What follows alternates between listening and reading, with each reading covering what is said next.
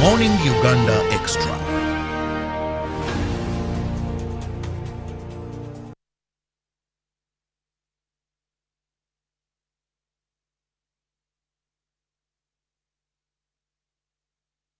A lovely morning to you once again, and much thanks for being with us on UBC TV. Welcome to the agenda. I'm Robert Chirabo Unyonyi Ntono. It is the Extra, and today, this morning, we are going to be discussing something very, very important. That is the plight of nurses and midwives in our country. And joining me, I have the General Secretary, Uganda Nurses and Midwives Union. That is Madame Birungi Juliet. Annette. Good morning and welcome to our studios. Thank you. It is a pleasure having you this lovely morning. Now, when we talk about nurses and midwives in this country known as Uganda, first and foremost, we want to understand what is your role in the medical line of this country? Because most of the times we've had voices saying nurses, midwives to some extent have been neglected. So in the whole medical chain, what do nurses do? What do midwives do? Why should we prioritize you? Wow, that's it's a good question to me and to the viewers and even to the nurses and midwives outside there, because I know that nurses and midwives are working for us outside there. They are in hospitals, they are in clinics, they are in homes, busy working to make sure that the life of a person, the life of the well-being of the person is in good health. First of all, I'm from Uganda Nurses and Midwives Union, a body that represents the professional nurses and midwives union to address their socio-economic challenges at work. At work? At work. It is one of the organizations which are registered under Ministry of Labour Gender as a union that is supposed to represent the nurses and midwives union. Now, you've talked about their social welfare at work. As we talk today, we see that first and foremost, when we look at the international ratios of a nurse or a midwife per patient, we are not doing very well. And many times we've had your constituents, let me use that word, yes, complaining that there is understaffing. Recently we saw a recruitment, and what nurses and midwives got was not that very friendly to the work ahead of them. This is where I need first to get your opinion on. Are you meaning the interns? No, not yet the interns. Okay, government taking on, the yes. Government taking on, more yes. doctors were given. And as the nurses and midwives in this country, we have seen that Ministry of Health is not prioritizing the nurses. And it has been there since, because whenever we are advocating for the nurses and midwives and we try to talk about our issues, you find that they are not very passionate to the issues. Even when they are presenting the budget, we have been talking about the housing nurses of Uganda. But we have not seen a budget addressing that. We have been talking about nurses being few in this country. They are very few compared to the patients that we care for. But when it comes to the structure, or the staffing, we find that we are still very few. And there is a lot that is being talked about our perception, what we do, how we handle patients. But people don't go deep to know what is happening about this nurse. Why is this nurse behaving the way she is or he is behaving? But the main issue is the welfare. Is it because they don't understand so much your relevancy? Because when you ask an ordinary person, everyone will prioritize doctor. A midwife, yes, during delivery. But a nurse, sometimes people think a doctor, because a nurse will not diagnose me, she's just there to assist the doctor, bring me this, bring me that. So, no, when you go outside the country, you find that nurses are very much prioritized.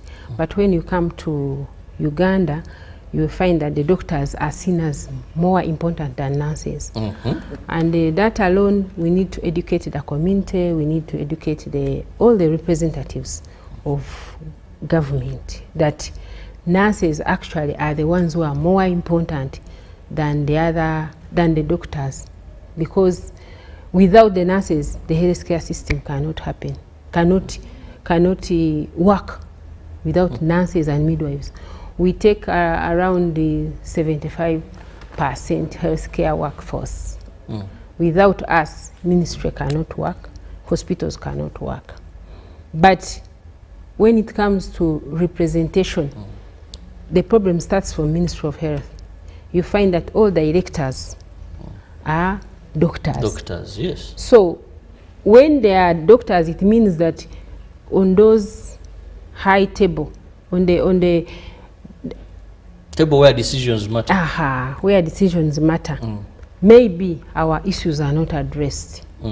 So that is one of the things that I think that we really need a directorate of nursing, where we talk about our issues and we prioritize and we are consulted on what we want. Not just a small, we have a small office just in the corner at Ministry of Health with some 4-5 nurses, and that's it. And we feel that those are very few people to represent us. And even their budget is not enough. Like they cannot reach out very well. Last time I was here, I was talking about stakeholder meetings, whereby we need to collaborate together, to sit together and see. We need to be consulted so that we work together and then we see what are those challenges that need to be addressed. So I think the nurses in Uganda whom we are actually entrusting our lives with need to be prioritized, need to be we need to pay a lot of attention to them to understand what are their issues, so that when they are prioritized, they will really work hard for us, because we are the majority. That is the truth. We are the majority. The health sector. Yes, yes. Now, when you talk about we need to prioritize these nurses, what are those particular areas of priority where you feel that if these are handled, maybe one, the nurses will deliver better, but also this will boost greatly our health sector? The last time we interfaced with His Excellency, the President of the Republic of Uganda, we addressed our issues to him, and that was in 2018. And he had promised to always interface with us every year, especially when we have International Nurses Day. On that day, when we are remembering the founder of nursing, that is the time when we are supposed to be celebrated, even when we are supposed to be appreciated. There is the Nurses Week, and we had requested that we sit with him and we tell him our issues, and he had accepted. But since 2018, 2019, we didn't get him. 2020, there was COVID, yes, and 2022, 2021. But in 2023, we were expecting to meet him, and we didn't get him. And in 2023 and 2024, now we haven't seen him. And we don't believe that the representatives, our representatives, are really addressing our challenges. Because we have even tried as Uganda Nurses and Midwives Union to organize around 15,000 nurses or 20,000 to go to Chankwanza, and we can train and understand about our country, the issues affecting our country, so that when we are, let's say, aggrieved, we can understand the situation. But some people, I think they have somehow not understood us, and they have blocked us. So for us, all we need is to be consulted so that the government can understand what are our challenges. Uganda Nurses and Midwives Union has structures. We have leaders from grassroots, from Health Center 1, Health Center 2, Health Center 4. Everywhere we have a structure, like the one of government. We have chairperson, secretary, like the way how you see NRM, up to SEC. And SEC has around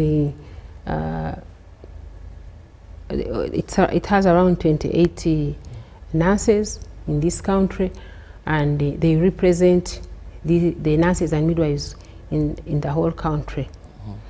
And we have regional vice presidents, we have our president, I'm the general secretary, we have the treasurer. So the structure is actually like government. So we expect that whatever is supposed to be handled about nurses and midwives, as a public service union, we should be in position to at least be consulted, so that we work together hand in hand, and then we can harmonize and improve the healthcare system in this country. Harmonize, improve the healthcare system. Now, one of the greatest challenges away from the welfare, that is the payment, the accommodation, is that nurses are overstretched. Yes, the patient-nurse ratio, patient-midwife ratio is really not up to the standard. But as we are still discussing that problem, then comes now another problem. This is where medical interns, of which nurses and midwives are under that. It had been government way of doing things, that government facilitates, comes up with allowances during their time of internship. Now, recently, a lot of them were left out. And His Excellency is of a view that why don't the people that have paid for their lifetime in school, even when it comes to the time of internship, continue sponsoring these people until they are fully done? And I want to take your opinion on this as the secretary, the general secretary of this union that brings the nurses and midwives. One thing that I have realized about the president of Republic of Uganda is that he likes consulting. Whatever, even when you see him in public gatherings, sometimes he can say, Minister of Health, Minister of Finance, come and explain this. And even when he's supposed to talk something, I'm sure he consults. So I do not think that it is his own opinion, because I'm sure there are some people who are trying to talk to him about maybe that removing the salary, or it's not even a salary, it's just allowance, yes, for the interns. But I want to explain to the public that this money is actually not a salary, it's an allowance. It is supposed to help this intern to pay accommodation, to pay for the food, because they work long hours. Even when you go to Mulago, you find that it's not about just going to, like when you're at school, you go to class and come back. No, it's real hectic work, because they have to meet a lot of, they have to cover a lot of work in that short time. Like for doctors, they actually work 24 hours, almost. You can be on evening and you leave that doctor there. You on day duty, you find the doctor there. So they work day, evening, and night. And they are the ones that are all over. They're the ones running our health running system. Up and down. So they need to eat something. They need they need transport to be on duty in time. And I think if you remove that, they might end up asking the what? The patients, the patients compromised. to pay something to them, because they will be wanting to meet their ends meet. But you see, other professions also do internship. Yes. Engineers do so, journalists do so, now lawyers do so, and government doesn't pay or facilitate. What makes you in the medical arena so special that for you this should continue? I have always told people that do not compare health workers with other professionals. I want to tell you, and I've always given you an example that during COVID-19, you all went to your homes and we stayed on duty.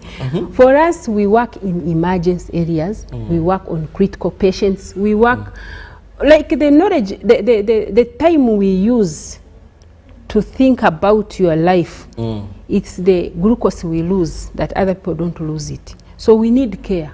We need a lot of care. So that money was put there so that this student really uses a lot of effort to get these practicals, to practice in this shortest time period. And they knew that they would remove you from your normal setting and you are transferred in different areas, whereby if you have been at school, now your parents have been paying for you, you are no longer, and maybe we need also to prepare the parents, because some of them have already paid the fees and they know that they are now done with this stage, the child has completed. But also we would also look at, if it is about money, we would also look at taking a few people to study the degree nursing, and then the degree, to study the degree, and then you do internship. Few people. So the government need to collaborate with schools so that they don't produce very many, and again they say they are going to frustrate them. So that will mean hiking of entry points for this profession? Yes. And setting a cap on the number that is needed? Yes, so that you collaborate and you take the what government can do, what can afford. But I think, I don't think it's right to remove that little allowance. And I have been seeing several times the president of Uganda trying to help the students, helping in training the career progress of some people.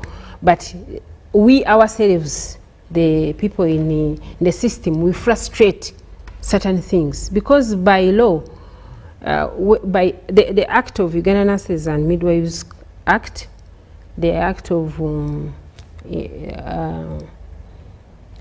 Pharmacy Act, and then the Dental and the Health Practitioner, they all talk about interns. Oh. Yes. So it's a statutory obligation, whereby we need, the government needs to plan for these interns. So I don't see all of a sudden why people should look at it as a big issue, and then they want us to discuss it every day. No. And also to disturb the president. It's the obligation of government. And many times he has put in things in place, and he even gives us assistance, and you find that people are frustrating them. Like, for example, we are supposed to get 18 scholarships. He gave us these scholarships from Chitugum to do, to train midwives and nurses who are already working for promotions. Like, for example, if you have a diploma, to do a degree. So that money has been helping us. But I want to tell you that for now, 4 years, the money is not coming, and at the end of the day, the students, they finish school and they don't get results. So I cannot say that, that's why I say that it is us in the system who frustrate ourselves. So that man alone is poor planning. The way how they have refused to pay for these nurses and midwives whom the president promised and said that every year I'm giving nurses and midwives 18 scholarships, which should be given regionally, and then you find that we have the nurses have been admitted in these schools. They have finished the course because they have that good paper from government that they are sponsored. So the institutions allow to train them up to the end, then they refuse to give them results. Which becomes another burden. Which becomes another burden now. If you have no results. Now, if the president has accepted and has given a directive that I've given the nurses and midwives of Uganda scholarships, and then for you are saying money is not there. Isn't it the same like this thing of internship? So there is a lot that nurses of Uganda are not getting, and they are not happy. And you expect them to care for you. Yes, we can care because we are given salary, but those motivations are very, very important. Very important to us. And I want to ask government, actually, that on behalf of Uganda nurses and midwives, the nurses and midwives of Uganda, we would like us to be, we would like the government to prioritize us. When there is, because that now is a professional development training, which we were offered. They even, actually, that's why I want to remove everything from the president and take it to the advisors, because I know him as a person who consults. Now, so, when you talk about these issues, several occasions I've had and I've seen the medical fraternity meet His Excellency. Yes. Is it that you're lacking a voice? When you talk about Ministry of Health, it is a ministry where you find professionals, doctor, and one would think they understand you better. When we go to Parliament, we have representation there. You know, when you look at those seats of those representing workers in this country, they are your representatives as well. So what is that is lacking? What is lacking today in the representation is the prioritization. Because you find people only working on the things that they will benefit from sometimes. So if you say that you want to hold, like Ministry of Health should hold a stakeholders meeting where we discuss, all of us as nurses in this country, medical, Uganda Nurses and Midwives Council, Uganda Nurses and Midwives Examination Board, that's where our nurses are examined. Yes. Uganda Nurses and Midwives Union, where we have the welfare, the political wing that is actually championing the welfare of the nurses of Uganda, addressing the socio-economic challenges. Then we have also other associations. We should be sitting together, and then we call these members of parliament who are workers' representatives, and then we can be consulted, especially when they get money for the constituents. I don't know whether that money is still there. They should come and consult us so that we tell them what we need them to do for us. So when we fail to get such a chance, that's where we end up on TVs. For you people to help us to address these challenges in public. Yet we would have gotten, these challenges would have been addressed, like the meeting that the president promised us in 2018 and has not happened after. It's now how many years? 4 years. 4 years. And that one alone, we have a lot to report to him. He promised us 1 billion for our circle. We did not get it. Even we had to follow it up to Ministry of Finance. We have a State House letter reminding them. We have written several times. So that's why we come here to tell you that nurses and midwives are not what?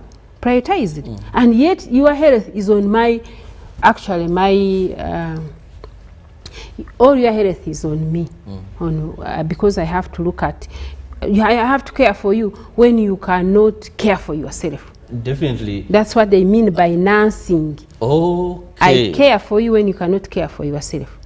I do those things which you are not supposed to do, which you cannot do. You cannot do at that moment. Yes, at that moment. So I think I should be prioritized.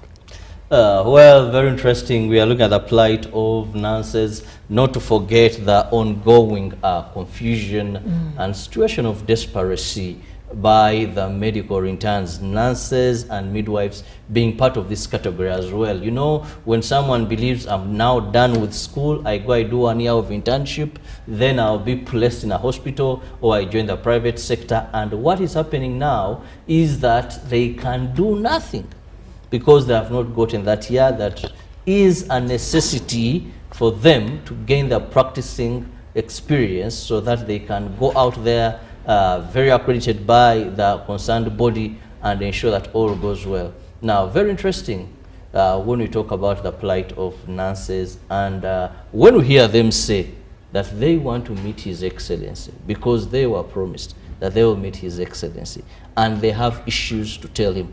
Well, I have a live coming on very shortly. We can see the images on the screen, but let me just have your parting shots in 2 or 1 minute.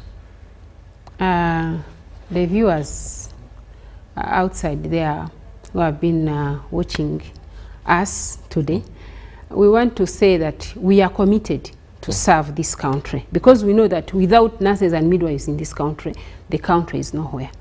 So we are very much committed. But we need to request our prayer. What we need the government to do for us is to remember. Actually, this goes to the President of the Republic of Uganda, that the nurses have not paid. The nurses who were given scholarships have not yet gotten the fees. And it's very important that they get their results. And the interns also who are outside there demonstrating, they should be given an opportunity to get their papers to go and practice. Then we request government also to look into other issues like accommodation.